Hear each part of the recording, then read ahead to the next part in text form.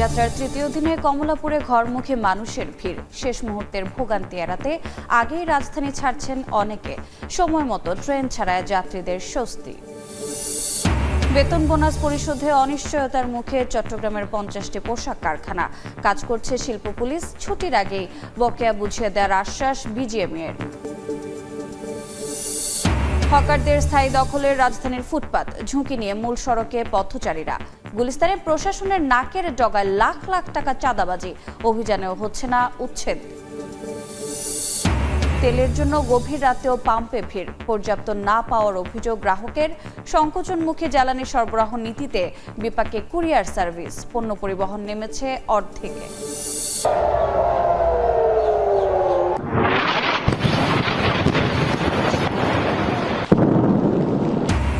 ইরানের যুক্তরাষ্ট্র ও ইসরায়েলের বিমান হামলায় নিহত 15। মধ্যপ্রাচ্যে মার্কিন ঘাঁটিতে নতুন অভিযান তেহরানের। এখনই যুদ্ধ বন্ধের কোনো চুক্তিতে রাজি নন ট্রাম্প।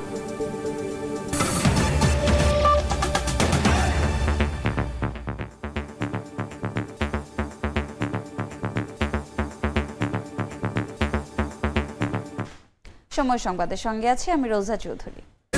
ঈদযাত্রার তৃতীয় দিনে কমলাপুরে ঘরমুখী মানুষের ভিড়। শেষ মুহূর্তের ভোগান্তি এড়াতে অনেকে আগে থেকেই রাজধানী ছাড়ছেন। সকাল থেকেই সময় মতো ছেড়ে গেছে সবগুলো ট্রেন। এতে স্বস্তি প্রকাশ করেন যাত্রীরা। শিক্ষা প্রতিষ্ঠান বন্ধ থাকায় অনেকে ছেলে মেয়েদের নিয়ে আগেই ঢাকা ছাড়ছেন। রেলওয়ে কর্তৃপক্ষ জানায়, যাত্রী চাপ থাকলেও কোনো শিডিউল বিপর্যয় নেই। সবগুলো ট্রেনই ছেড়ে গেছে যথাসময়ে। তবে বেশ কয়েকটি ট্রেনে বগি নম্বর না থাকায় ভোগান্তির কথা জানান অনেক যাত্রী। সিট পেতে একটু ঝামেলা হয় বরাবর সব সময়। তো এই বছর প্রায় 3-4 জন বসছিলাম টিকিট কাটার জন্য, তো ভাগ্য সহায় হয়ে গেছে। প্রত্যেকবার শ্বশুরবাড়ি করা হয়, ওইখানে ঈদ করতে ভালো লাগে। ট্রেন ঠিক সময় আসছে কিন্তু এখনো বগি নাম্বার দেয়নি। আমরা সবাই আসলে কনফিউজড কোন বগিতে উঠবো। এই মুহূর্তে কমলাপুর স্টেশনে আছেন সহকর্মী নাইম হাসান। সরাসরি যাচ্ছি তার কাছে। নাইম, ঈদযাত্রার তৃতীয় দিনে রাজধানীর কমলাপুর রেলওয়ে স্টেশনে কিন্তু যাত্রীদের যথেষ্ট চাপ রয়েছে। আজকে সকাল থেকে এরই মধ্যে কমলাপুর রেলওয়ে স্টেশন বেশি ট্রেন ছেড়ে গেছে। প্রত্যেকটি ট্রেনই কিন্তু যথাসময়ে কমলাপুর রেলওয়ে স্টেশন থেকে ছেড়ে গেছে। আমরা স্টেশন মাস্টারের সঙ্গে কথা বলেছি। স্টেশন মাস্টার কিন্তু জানিয়েছে যে আজকে সকাল 4:45 থেকেই কিন্তু এখানে ধাপে ধাপে ট্রেনগুলো ছেড়ে যাওয়া শুরু হয়েছে। এখনও পর্যন্ত কোনো শিডিউল বিপর্যয়ের মতো কোনো ঘটনা ঘটেনি। আমরা এখানে যে সাধারণ যাত্রীরা রয়েছে, সাধারণ যাত্রীদের সঙ্গেও কথা বলেছি। তারাও কিন্তু এই যে ট্রেনের যে কোনো শিডিউল বিপর্যয়ের ঘটনা এখনও পর্যন্ত ঘটেনি, এই বিষয়টি নিয়ে কিন্তু তারা স্বস্তি প্রকাশ করেছে। দর্শক, আমরা এই মুহূর্তে রাজধানীর কমলাপুর রেলওয়ে স্টেশনে রয়েছি। আপনারা দেখতেই পাচ্ছেন যে ঈদযাত্রার তৃতীয় দিনে কিন্তু এসে কমলাপুর রেল স্টেশনে যাত্রীদের যথেষ্ট পরিমাণের চাপ দেখা যাচ্ছে। যদিও আজকে সকাল থেকে যেই ট্রেনগুলো ছিল, এই ট্রেনগুলো যেমন যথাসময়ে ছেড়েছে, এই যথাসময়ে ছেড়ে যাওয়া নিয়ে কিন্তু যাত্রীদের মধ্যে একটু মধুর বিড়ম্বনার ঘটনাও রয়েছে। আমরা দেখেছি যে এমনও ঘটনা ঘটেছে যে কেউ ট্রেন ছেড়ে যাওয়ার 3 মিনিট বা 5 মিনিট পরবর্তী সময় স্টেশনে আসার কারণে কিন্তু তিনি তার ট্রেনটি মিস করেছেন। অবশ্য এখানে যেমন ট্রেন শিডিউল বিপর্যয় না হওয়া নিয়ে যেমন যাত্রীদের মধ্যে এক ধরনের সন্তুষ্ট রয়েছে, আবার কিছু যাত্রী কিন্তু তাদের ভোগান্তির বিষয়গুলো তুলে ধরেছেন। তারা বলেছেন যে এখানে অনেক ট্রেনের বগিতে কিন্তু বগি নাম্বার না থাকায় তাদের মধ্যে এক ধরনের বিড়ম্বনা বা ভোগান্তির শিকার তাদেরকে হতে হয়েছে। কারণ এখানে যেহেতু অনেক ট্রেনের প্রায় একাধিক বগি রয়েছে, অনেক বগিতে বগি নাম্বার বা বগির নাম না থাকায় তাদের নিজস্ব যে বগি বা বগির যেই সিট, সেই সিট খুঁজে পেতে তাদের সমস্যা হয়েছে। আমরা আজকে সকাল থেকে দেখেছি যে কমলাপুর রেলওয়ে স্টেশনে কিন্তু 3 স্তরের নিরাপত্তা ব্যবস্থা নেওয়া হয়েছে। আজকে এখানে সাধারণ যাত্রীরা যেন কমলাপুর রেলওয়ে স্টেশনে এখানে প্রবেশ করার পরে এখানে যারা রয়েছেন তারা যেন কোনোভাবেই টিকিট ছাড়া স্টেশনে প্রবেশ না করতে পারেন, সেই সকল ধরনের ব্যবস্থাও কিন্তু এখানে নিরাপত্তা বা আইনশৃঙ্খলা রক্ষাকারী বাহিনীরা নিশ্চিত করছেন। তো এই ছিল আমার কাছে কমলাপুর রেলওয়ে স্টেশন থেকে সর্বশেষ তথ্য। সরাসরি যুক্ত ছিলাম রাজধানীর কমলাপুর রেল স্টেশনে। ঈদের ছুটি শুরু হতে বাকি আর মাত্র 3 কর্মদিবস। তবে চট্টগ্রামে বেশ কিছু গার্মেন্টস সহ শিল্প কারখানার শ্রমিকদের বেতন বোনাসের এখনও সুরাহা হয়নি। বেতন বোনাস বকেয়া থাকায় অন্তত 50টি শিল্প কারখানা প্রশাসনের জন্য মাথা ব্যথার কারণ হয়ে দাঁড়িয়েছে। শাখাউত টিপুর ক্যামেরায় বিস্তারিত জানাচ্ছেন কমল দে। ঈদের আগে আবারও আলোচনায় চট্টগ্রামের পোশাক কারখানা। শিল্প পুলিশের তথ্য মতে নগরীর ছোট বড় 1676টি শিল্প প্রতিষ্ঠানের মধ্যে 287টি কারখানার শ্রমিকদের ফেব্রুয়ারি বেতন এবং 413টি কারখানায় ঈদের বোনাস পরিশোধ করেনি মালিক পক্ষ। আমাদের ইন্ডাস্ট্রিয়াল পুলিশের পক্ষ থেকে বলছে যে কোনোভাবেই শেষ কর্মদিবসে বোনাস দেওয়া যাবে না। গার্মেন্টস মালিকদের সংগঠন বিজিএম এর সদস্যভুক্ত চট্টগ্রামের 342টি গার্মেন্টসের মধ্যে 302টি ফেব্রুয়ারি মাসের বেতন পরিশোধ করলো। ঈদের বোনাস দিতে পেরেছে 187টি প্রতিষ্ঠান। 40টা ফ্যাক্টরি যে বাকি আছে এগুলি উইদিন ওয়ার্কিং আওয়ারের মধ্যে পরিশোধ করবেন বলে আমাদেরকে অবহিত করেছেন। সরকারের কাছ থেকে গার্মেন্টস সেক্টরের 2,500 কোটি টাকার নগদ প্রণোদনার পাশাপাশি চাহিদা অনুযায়ী সহজ শর্তে ঋণ ছাড় হয়েছে কয়েকদিন আগে। যেটা পেয়েছি সেটা সবার চাহিদা মোতাবেক এবং ব্যাংকও ডিরেক্টলি সব ওয়ার্কারের কিন্তু এমএফএসের মাধ্যমে ওয়ার্কারের অ্যাকাউন্টে চলে যাচ্ছে। চট্টগ্রামের 3টি ইপিজেডের বাইরে গার্মেন্টস সহ অন্যান্য শিল্প কারখানায় শ্রমিক রয়েছে অন্তত 12 লাখ, আর ইপিজেডে শ্রমিকের সংখ্যা 3 লাখের বেশি। 18 মার্চ শেষ কর্মদিবস, আর তার আগেই ন্যায্য বেতন এবং বোনাস নিয়ে প্রিয়জনদের সাথে ঈদের আনন্দের শরিক হতে চান দেশের লাখো গার্মেন্টস শ্রমিক। কমল দে, সময় সংবাদ, চট্টগ্রাম। প্রায় 20 বছর পর কাল দিনাজপুরে যাচ্ছেন প্রধানমন্ত্রী ও বিএনপি চেয়ারম্যান তারেক রহমান। কাহারোল উপজেলা বলরামপুর সাহাপাড়া খাল খনন কর্মসূচির উদ্বোধন করবেন তিনি। এর মাধ্যমে দেশব্যাপী নদী-নালা, খাল, জলাধার খনন ও পুনঃখনন শুরু হবে। এদিন প্রধানমন্ত্রী দিনাজপুর শহরে ফরিদপুর কবরস্থানে নানা নারীর কবর জিয়ারত করবেন। গোলাম নবী দুলালের তথ্য ও মনজিদ আলম শিমুলের ছবি নিয়ে ডেস্ক রিপোর্ট। প্রধানমন্ত্রী ঢাকা থেকে সৈয়দপুর এয়ারপোর্টে সকাল 10:30টায় পৌঁছাবেন। খাল খনন উদ্বোধন শেষে দিনাজপুর শহরে আসবেন। নানা নানির কবর জিয়ারত করে সার্কিট হাউস মাঠে ইফতার করবেন। সৈয়দপুর থেকে রাত 8টার বিমানে রওনা দেবেন ঢাকার উদ্দেশ্যে। এদিকে প্রাণের নেতা তারেক রহমানের আগমনে অপেক্ষার প্রহর গুনছেন তৃণমূলের নেতাকর্মীরা। দিনাজপুর জুড়ে বিরাজ করছে উৎসব মুখর পরিবেশ। আমরা ফরিদপুর কবরস্থানের বিভিন্ন সংস্কার কাজ ইতিমধ্যে সম্পূর্ণ করতে পেরেছি। ইনশাল্লাহ সেই প্রতীক্ষায় আছি, উনি আসবেন, কবর জিয়ারত করবেন। দিনাজপুর সফর নিয়ে জেলা বিএনপির সভাপতি মোফাজ্জল হোসেন দুলাল বলেন, প্রধানমন্ত্রী তারেক রহমানের স্মৃতি বিজড়িত দিনাজপুর শহরের বালুবাড়িতে তার মা আপসহীন নেত্রী 3 বারের প্রধানমন্ত্রী প্রয়াত বেগম খালেদা জিয়ার জন্মভূমি। এই মাটিতেই কেটেছে প্রধানমন্ত্রীর কৈশোর শৈশব। এই সমাবেশ উপলক্ষে বিএনপি এবং এলাকার মানুষের মধ্যে একটা প্রাণ চাঞ্চল্যের সৃষ্টি হয়েছে, এটা আমরা দেখতে পাচ্ছি। প্রাণ চাঞ্চল্যতার মধ্য দিয়ে উনি আসবেন, হাজার হাজার লোক ওনাকে অভিবাদন জানাবেন। প্রধানমন্ত্রীর আগমন উপলক্ষে নেওয়া হয়েছে কঠোর নিরাপত্তা ব্যবস্থা। এই ট্রাফিক ব্যবস্থাপনা, হিউম্যান কন্ট্রোল বা যে মানুষদের কন্ট্রোল করা থেকে শুরু করে সিকিউরিটি বিষয়ে যাবতীয় বিষয়ে আমরা এসএসএফ এর পরামর্শেই আমরা করছি। প্রধানমন্ত্রী দিনাজপুর সফর ঘিরে নিরাপত্তায় এসএসএফ ছাড়াও গোয়েন্দা সংস্থার সদস্য এবং 3000 পুলিশ মোতায়েন থাকবে। সময় সংবাদ, দিনাজপুর। দ্বিতীয় দিনের মতো বসছে ত্রয়োদশ জাতীয় সংসদের প্রথম অধিবেশন। ঈদের আগে আজই হতে যাচ্ছে শেষ অধিবেশন। এই মুহূর্তে সংসদ ভবনে আছেন সহকর্মী হাসান ওয়ালি। সরাসরি যাচ্ছে তার কাছে। ওয়ালি, জাতীয় সংসদের প্রথম অধিবেশনের দ্বিতীয় দিন অর্থাৎ আজকের মধ্য দিয়ে কিন্তু ঈদের আগে অধিবেশনের পর্দা নামছে। 29 মার্চে কিন্তু আবার শুরু হবে, অর্থাৎ 28 মার্চ পর্যন্ত মুলতবি ঘোষণা করা হবে। আজকে এর দিনে বেশ কিছু গুরুত্বপূর্ণ বিষয় কিন্তু আজকে আলোচ্য সূচির মধ্যে রয়েছে। একটি তো রাষ্ট্রপতির ভাষণের উপরে যে আলোচনা সেটি চলবে। আমরা জানি যে গত দিন অর্থাৎ 12 মার্চ প্রথম দিন, সেদিনই কিন্তু ওয়াকআউটের ঘটনা ঘটেছে। বিরোধী দল তারা ওয়াকআউট করেছেন, প্ল্যাকার্ড নিয়ে বিক্ষোভ প্রদর্শন করেছেন, স্লোগান দিয়েছেন রাষ্ট্রপতির ভাষণ দেওয়াকে কেন্দ্র করে। আজকে সে বিষয়ে আলোচনা চলবে, সেখানে কিন্তু বিরোধী দলের সদস্যরা অংশ নেবেন বলে তারা জানিয়েছেন। একই সঙ্গে সংবিধান সংস্কার পরিষদের অধিবেশন ডাকা না ডাকা নিয়ে এক ধরনের আলোচনা চলছে, আর সেটি সেই বিষয়ে উত্থাপন করবে জামাত নেতৃত্বাধীন যে সংসদ সদস্যরা রয়েছেন, এনসিপি সহ অন্যান্যরা, তাদের তরফ থেকে সে বিষয়ে জানানো হয়েছে।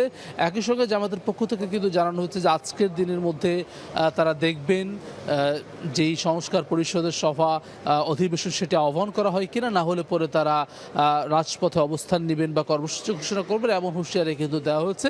যদিও বিএনপির পক্ষ থেকে বলা হয়েছে, গতকালকেই বলেছেন স্বরাষ্ট্রমন্ত্রী সালাউদ্দিন আহমেদ যে সব বিষয়ে আলোচনা আসলে তারা সংসদের মধ্যে করতে চান, সব ধরনের তর্ক বিতর্ক সেটি সংসদে করতে চান। এর আগে কিন্তু আমরা জানি যে বিএনপির পক্ষ থেকে জানানো হয়েছিল সংবিধান সংস্কার পরিষদের বিষয়টি সংবিধানে অন্তর্ভুক্ত করার পরেই মূলত তারা এই বিষয়ে শপথ নিতে চান, যার ফলে সেই বিষয়টি নিয়েও কিন্তু আসলে এক ধরনের আলোচনার মধ্যে রয়েছে। এবং সব মিলিয়ে কিন্তু গত দিন অর্থাৎ প্রথম দিন আমরা দেখেছি এক উৎসব মুখর পরিবেশে আলোচনাটি শুরু হয়েছিল, সংসদ অধিবেশন শুরু হয়েছিল, শেষে ওয়াকআউট দিয়ে শেষ হলেও যারা আসলে সংসদ সদস্য, সরকারি দল এবং বিরোধী দলের সবার পক্ষ থেকেই কিন্তু একটি কার্যকর সংসদ গড়ার প্রত্যয়ের কথা কিন্তু আমরা শুনেছি।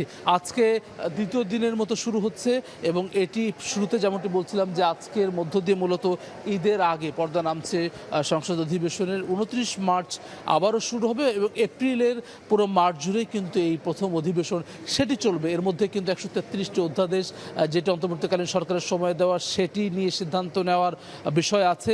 একই সঙ্গে আরও অনেক গুরুত্বপূর্ণ বিষয় কিন্তু রয়েছে, সব কিছু কিন্তু আসলে এপ্রিলের মধ্যেই শেষ করতে হবে। সরাসরি যুক্ত ছিলাম জাতীয় সংসদ ভবনে। কোটি টাকায় বিক্রি হয়ে গেছে গুলিস্তানের বিভিন্ন সড়ক। হকারদের দখলে সরকারি রাস্তা নেওয়া হয়েছে, হাজারো অবৈধ বিদ্যুতের লাইন। দৈনিক লাখ টাকা চাঁদাবাজি সবই হচ্ছে প্রশাসনের নাকের ডগায়। পুলিশ বলছে অভিযানেও এদের উচ্ছেদ করা যাচ্ছে না। অন্যদিকে সিটি কর্পোরেশনের দাবি ধাপে ধাপে হকারদের সরিয়ে নেওয়া হবে অন্য স্থানে। শাহিনুর রহমানের ক্যামেরায় নাইম হাসানের অনুসন্ধান। পাতাল মার্কেট থেকে গোলাপশাহ মাজার পর্যন্ত এই 100 মিটার সড়কে প্রায় 300-এরও বেশি ভিটি বা দোকান রয়েছে। পুরো গুলিস্তান জুড়ে এই দোকানের সংখ্যা প্রায় 3000-এরও বেশি। মূলত এই দোকানগুলো ঘিরেই এখানে চলছে কোটি টাকার রমরমা বাণিজ্য। গুলিস্তানের ফুটপাতে দোকান করার জন্য একটু জায়গা পেতে কি করতে হয়? ফুটপাতের দোকানদারদের সঙ্গে কথা বলে জানা যায় এজন্য গুনতে হবে মোটা অঙ্কের টাকা। এর পুরোটাই যাবে প্রভাবশালীদের পকেটে। কিছুক্ষণের মধ্যে মেলে আশ্বাস। এখানকার এক ওয়ার্ড নেতাকে মাসে 8000 টাকা দিলে মিলবে 5 ফুট জায়গা।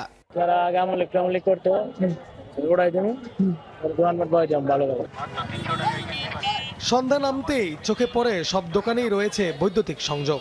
এগুলো সবই অবৈধ সংযোগ। সংযোগ প্রতি দৈনিক দিতে হয় 50 থেকে 100 টাকা। কিন্তু সরকারি এই সড়ক কারা বিক্রি করলেন? লাইটের নামে দৈনিক 50 থেকে 100 টাকা চাঁদা তাদের পেটে ঢুকছে। 5 টাকার এক একটা দোকান চোখে ফালায় বিক্রি করা হয়। যখন যে সরকার আসে তাদের নেতাকর্মীরাই খায়। তথ্য বলছে বছরের পর বছর গুলিস্তানের বিভিন্ন সড়ক ফুটপ্রতি দামে বিক্রি করেন বিভিন্ন রাজনৈতিক দলের নামধারী কিছু মানুষ। প্রায় 2 কিলোমিটার সড়ক জুড়ে 2000-এর বেশি দোকানে জায়গা প্রতি মাসিক ভাড়া 6 থেকে 10,000 টাকা। দোকান প্রতি অ্যাডভান্স 50,000 থেকে 1 লাখ। চাঁদা দিলেও ভয়ে ক্যামেরার সামনে মুখ খুলতে চান না হকাররা। বড় বড় নেতারা দোকান চালায়, এক নেতারা 4-5টা বিড়াও লাগায়, লোক কিছু বলার নাই, কাকে বলবো না, পুলিশ সরাসরি টাকার ভাগ পুলিশ ও সিটি কর্পোরেশনের কর্মচারীরা পান বলেও দাবি তাদের। পুলিশ না মিলে এখানে বস্তু দিবে। অন্যদিকে ফুটপাত দখলের বিষয়টি অস্বীকার করছেন অভিযুক্তরা। আপনি কত দিবেন? ওই পারে সাজু ভাই লাইনে যে কথা কর। আসসালামু আলাইকুম। গুলিস্তান একটা দোকান লাগামু ভাই। ট্রেড সেন্টারের সাইডটা অবু না।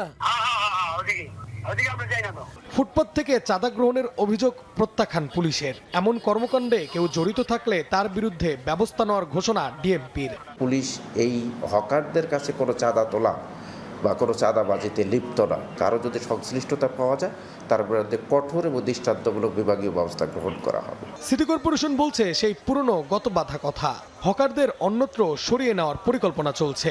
যেখানে পাবলিক ইজমেন্ট আছে সেখানে ব্যবসা করার সুযোগ নেই এবং লাইট যারা বিদ্যুৎ ব্যবহার করছে সেটিও নিশ্চয়ই অবৈধ। সেটি বিদ্যুৎ বিভাগের আপনার মাধ্যমে বিদ্যুৎ বিভাগে আমরা নজর আনতে চাই, যদি এরকম হয় তার ব্যবস্থা নেবে। সড়ক ফুটপাত থেকে সরিয়ে দিলে বিকল্প কর্মসংস্থান তৈরি করে দেওয়ার আহ্বান হকারদের। এটা গুলিস্তান, মানুষ সড়কের ভিতরে টুকটাক কিছু করে খাচ্ছে ভাই। ওখান দিয়ে এটি তো সাইড কইরা ভাই, হামলা দিলে আবার জায়গা আবার বসি। নাইম হাসান, সময় সংবাদ, ঢাকা। রাজধানীর ফুটপাতগুলো পরিণত হয়েছে হকারদের স্থায়ী দখলে। মিরপুর, ফার্মগেট, উত্তরা প্রায় সব এলাকায় একই চিত্র। বাধ্য হয়ে ঝুঁকি নিয়ে মূল সড়কে চলাচল করছেন পথচারীরা। অন্যদিকে তীব্র যানজটে স্থবির হয়ে পড়ছে নগর জীবন। বিস্তারিত মাহদি ইসলাম ধ্রুবর প্রতিবেদনে ক্যামেরায় ছিলেন মোমেন হোসেন ও জাকারিয়া জয়।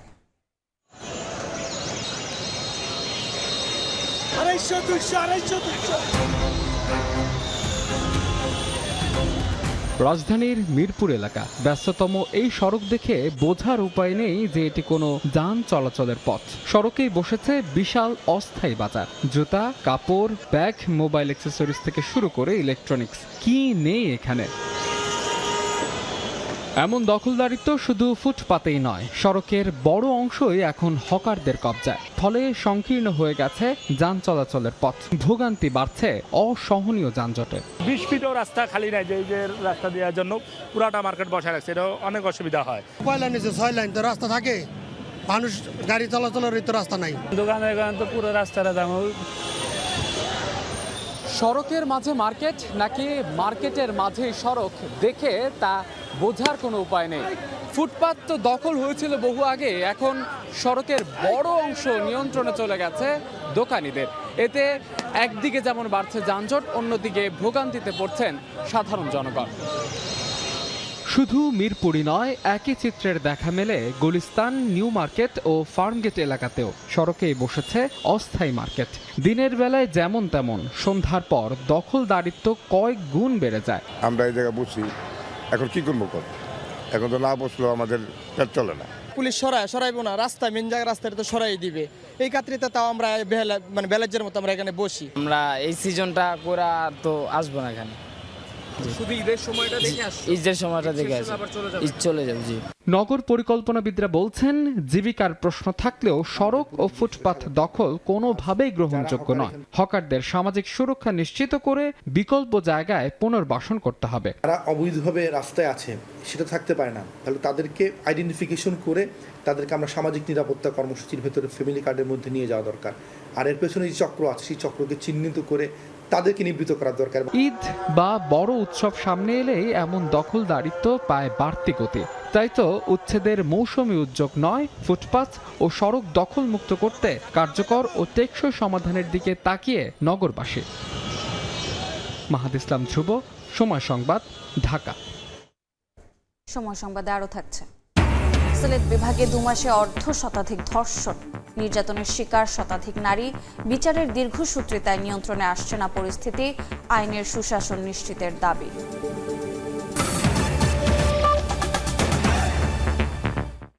ইরানের ইস্পাহানে কারখানায় ইসরায়েলি হামলায় অন্তত 15 জন নিহত হয়েছেন। লেবাননেও নেতানিয়াহু বাহিনীর আগ্রাসনে প্রাণ গেছে 14 জনের। জবাবে ইসরায়েলে পাল্টা আঘাত হেনেছে আইআরজিসি ও হিজবুল্লাহ। হামলা হয়েছে আমিরাত, সৌদি ও কুয়েতের বিভিন্ন মার্কিন স্থাপনাতেও। এদিকে ইরান যুদ্ধবিরতি চায় দাবি করে মার্কিন প্রেসিডেন্ট ডোনাল্ড ট্রাম্প বলেছেন, এখনই কোনো চুক্তিতে রাজি নন তিনি।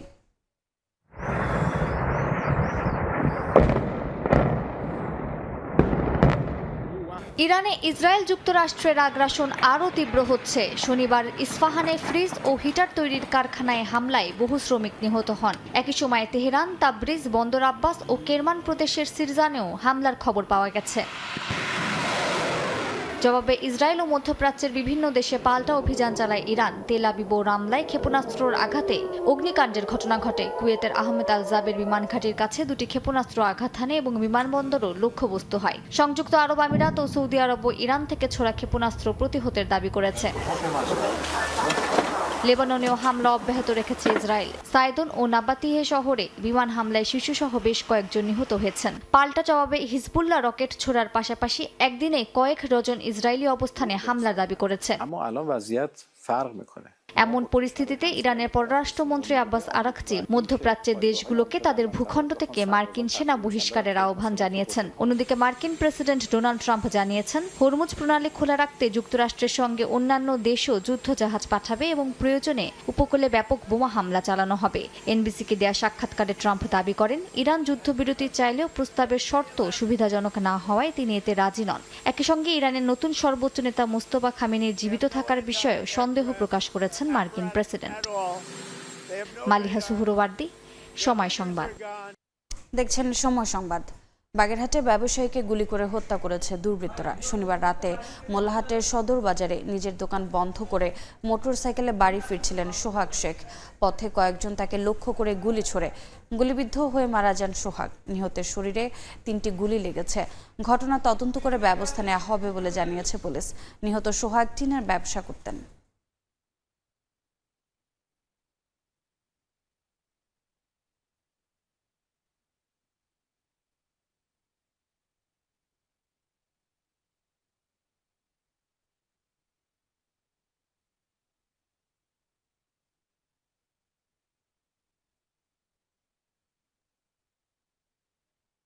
ঘরমুখো মানুষের ঈদ যাত্রা নিয়ে মিন্টু রোডে মিডিয়া সেন্টারে ডিএমপি ব্রিফিং চলছে। সরাসরি যাচ্ছে সেখানে। রয়েছে মুসলমানদের সর্ববৃহৎ ধর্মীয় উৎসব পবিত্র ঈদুল ফিতর উপলক্ষে নগরবাসীর ঈদযাত্রা সুগম করা এবং ফাঁকা রাজধানীর নিরাপত্তার জন্য প্রয়োজনীয় প্রস্তুতি ইতিমধ্যেই শুরু হয়ে গিয়েছে এবং বাকি ফোর্স মোতায়েন করা হবে। রাজধানীবাসী যেন নিরাপদে ও নির্ভাবনায় ঈদ উদযাপন করতে পারেন সেই লক্ষ্যে ঢাকা মেট্রোপলিটন পুলিশ কর্তৃক গৃহীত হয়েছে পর্যাপ্ত নিরাপত্তা ব্যবস্থা। প্রিয় সাংবাদিকবৃন্দ, রমজান মাসে ধর্মপ্রাণ নগরবাসী যেন অফিস শেষে পরিবারের সদস্যগণের সাথে ইফতার করতে পারেন সেই লক্ষ্যে ঢাকা মেট্রোপলিটন পুলিশের ট্রাফিক বিভাগ অক্লান্ত পরিশ্রম করছে। ট্রাফিক পুলিশের নিয়মিত মোতায়েনের পাশাপাশি প্রায় 6 শতাধিক অতিরিক্ত ট্রাফিক পুলিশ মোতায়েন করা হয়েছে রাজধানীবাসীকে ট্রাফিক জ্যাম থেকে মুক্ত করার জন্য। সরাসরি যুক্ত ছিলাম রাজধানী মিন্টু রোডে ঘরমুখো মানুষের ঈদ যাত্রা নিয়ে। দেখছেন সময় সংবাদ। নারায়ণগঞ্জে নির্মাণাধীন ভবনে বিদ্যুৎ স্পৃষ্টে দগ্ধ আরও একজনের মৃত্যু হয়েছে। এ নিয়ে মৃতের সংখ্যা দাঁড়ালো 3 জনে। ভোরে ঢাকা মেডিকেলের বার্ন ইউনিটে চিকিৎসাধীন অবস্থায় মারা যান নিয়ন মোল্লা। শনিবার বিকেলে রূপগঞ্জের গোলাকান্দেল দক্ষিণ পাড়ায় একটি বাড়িতে থাই গ্লাস লাগানোর কাজ চলছিল। ভবনের পাশে থাকা তারের সংস্পর্শে আসলে বিদ্যুৎ স্পৃষ্ট হয়ে মারা যান মালিক আফরান মোল্লা। তাকে বাঁচাতে ছেলে লিওন ও সাদিকুল গেলে তারাও দগ্ধ হন। দেখছেন সময় সংবাদ। দুপুরে উন্নত চিকিৎসার জন্য সিঙ্গাপুরে নেওয়া হবে প্রধানমন্ত্রীর রাজনৈতিক উপদেষ্টা ও বিএনপির স্থায়ী কমিটির সদস্য মির্জা আব্বাসকে। এই মুহূর্তে এভারকেয়ার হাসপাতালে আছেন সহকর্মী স্বপন আহমেদ। সরাসরি যাচ্ছি তার কাছে।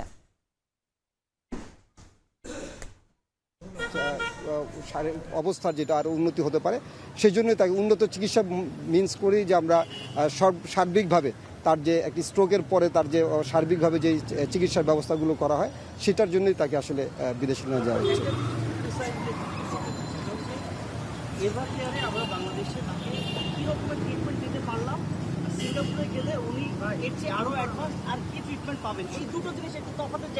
আসলে ধরেন যে এখানে যে অ্যাকুট যে ম্যানেজমেন্টটা তার সেই অ্যাকুট ম্যানেজমেন্টটা তার এখানে করা হয়েছে এবং যে তার ইমার্জেন্সি যে চিকিৎসাটা দরকার ছিল সেটা করা হয়েছে এবং এখন পরবর্তীতে তাকে আরও কি উন্নত চিকিৎসা করা যায় এবং পরবর্তীতে বিশেষ করে রিহ্যাবিলিটেশনের যে ব্যাপারটা থাকে স্ট্রোকের পেশেন্টের একটা রিহ্যাবিলিটেশনের ব্যাপার থাকে সেই ধরনের উন্নত মানের কী ধরনের ব্যবস্থাগুলো নেওয়া যেতে পারে সেটার জন্য। সরাসরি যুক্ত ছিলাম রাজধানীর এভারকেয়ার হাসপাতালে। বাংলাদেশ পাকিস্তান ওয়ানডে সিরিজের খবর। অলিখিত ফাইনালের সামনে দাঁড়িয়ে বাংলাদেশ পাকিস্তান। এই ম্যাচ জিতলেই নিশ্চিত হবে সিরিজ জয়।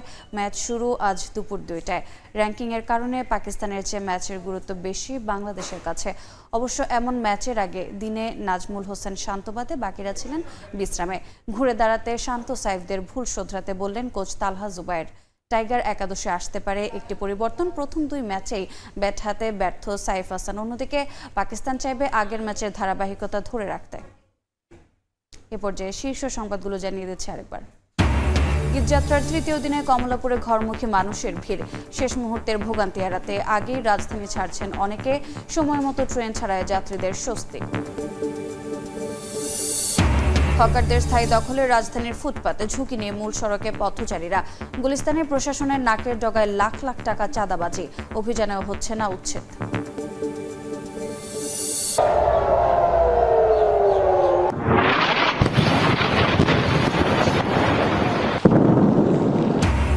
ইরানে যুক্তরাষ্ট্র ও ইসরায়েলের বিমান হামলায় নিহত 15। মধ্যপ্রাচ্যে মার্কিন ঘাঁটিতে নতুন অভিযান তেহরানের।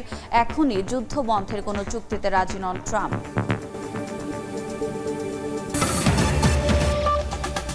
এ ছিল সকাল 10টার সময় সংবাদের পর এ সময়ের বাণিজ্য নিয়ে সঙ্গে থাকবেন কাজল আব্দুল্লাহ। ধন্যবাদ রোজা। এ সময় বাণিজ্য নিয়ে আসছে কিছুক্ষণ পরে, সঙ্গে থাকুন সময়।